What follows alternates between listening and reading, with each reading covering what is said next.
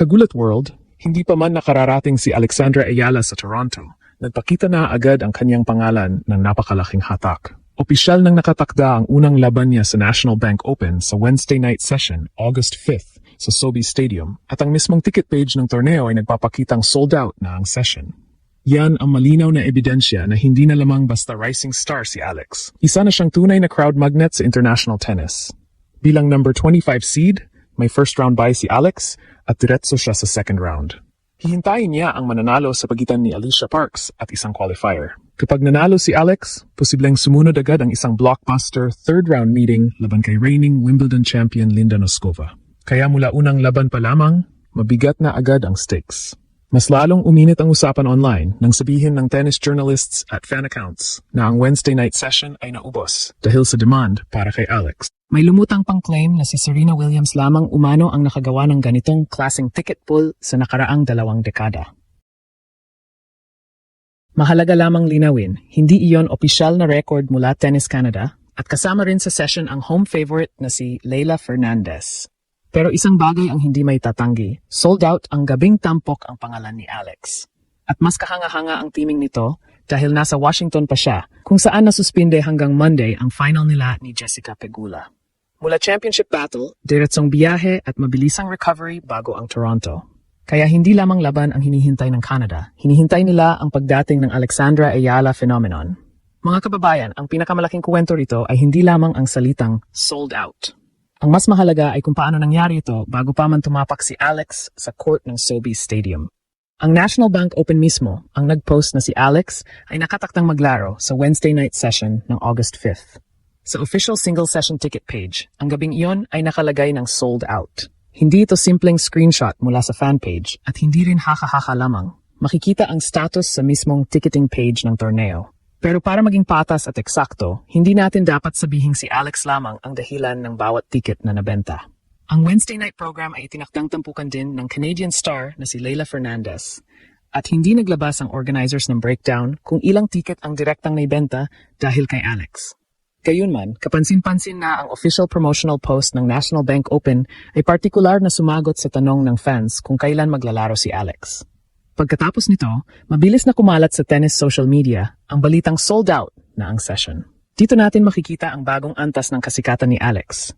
Hindi na lamang siya suportado kapag may malaking Filipino community. Ang kaniyang pangalan ay may kasamang sporting credibility. Sa Washington, tinalo niya ang defending champion na si Leylah Fernandez. Sinundan iyon ng panalo laban kay Elina Svitolina at saka pinabagsak si 4-time Grand Slam champion Naomi Osaka upang makarating sa final. Ang ganitong sunod-sunod na resulta ang dahilan kung bakit interesado na rin sa kanya ang neutral tennis fans, analysts at tournament organizers. Idagdag pa rito ang kanyang makasaysayang Wimbledon run. Tinalo niya ang defending champion na si Iga Swiatek at naging unang Filipino na umabot sa 4th round ng isang Grand Slam. Kaya kapag nakita ng Canadian audience ang pangalang Alex sa schedule, hindi na nila siya tinitingnan bilang novelty o sentimental story lamang. Nakikita nila ang isang player na kayang talunin ang pinakamalalaking pangalan sa women's tennis. Malaki rin ang simbolismo ng pagiging number 25 seed. Dahil pasok siya sa top 32 seeds ng 96-player draw, hindi na kailangang dumaan ni Alex sa first round. Diretso siya sa second round, isang pribilehiyong karaniwang nakalaan sa mga established players sa WTA 1000 level. Ang ranking at seeding na ito ay konkretong patunay na ang kaniyang pag-angat ay hindi lamang viral popularity. Nakabase rin ito sa aktual na resulta at ranking points. Sa unang laban, haharapin niya ang mananalo sa pagitan ni Alicia Parks at isang qualifier. Kapag si Parks ang lumusot, magiging instant revenge storyline ito. Sa Australian Open noong Enero, dinamina ni Alex ang unang set, 6-0. Ngunit pumawi ang Amerikana at nanalo sa susunod na dalawang set, 6-3, 6-2. Ibig sabihin, may unfinished business si Alex at alam niyang hindi sapat ang mabilis na simula kung hindi niya mapapanatili ang control hanggang dulo. Kapag nalampasan niya ang second round, nakaabang naman ang posibleng banggaan kay Linda Noskova, ang bagong Wimbledon champion. 2 beses nang natalo ni Noskova si Alex ngayong taon, kaya hindi madaling draw ang naghihintay.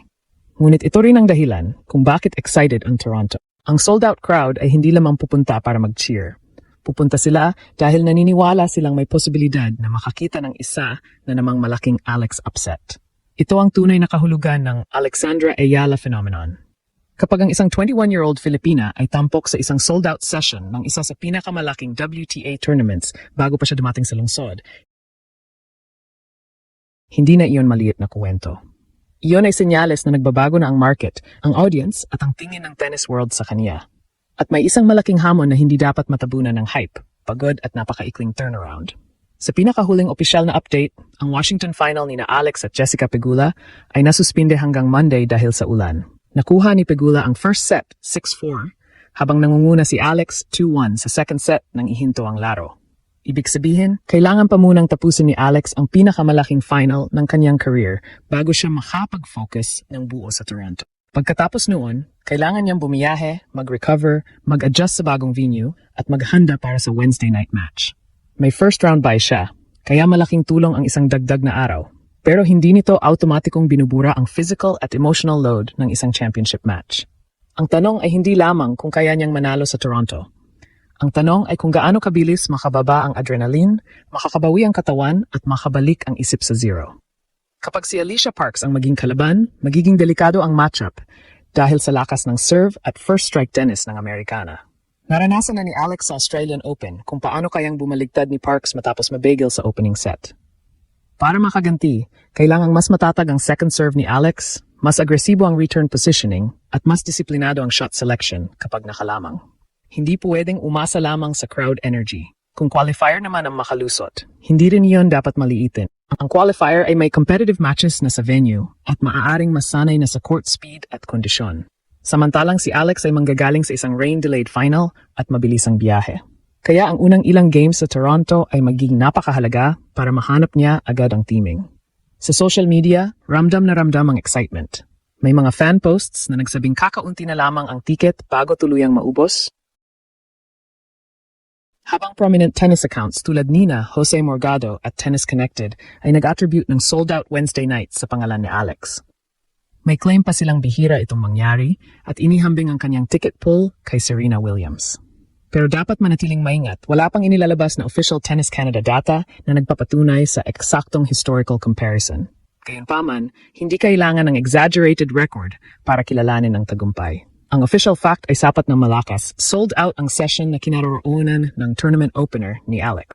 Sa isang draw na punong-puno ni na Arina Sabalenka, Elena Rybakina, Coco Gauff, Iga Swiatek, Jessica Pegula at Naomi Osaka, nagawa pa ring maging isa sa pinakahinahanap na schedule announcements ang pangalan ng Filipina. Kaya kapag pumasok si Alex sa SoBase Stadium, hindi lamang siya harap sa isang kalaban. Haharap siya sa expectation ng libo-libong fans, sa pressure ng mabilis na turnaround, at sa posibilidad na patunayan na ang kaniyang popularity ay kayang sabayan ng tuloy-tuloy na elite results.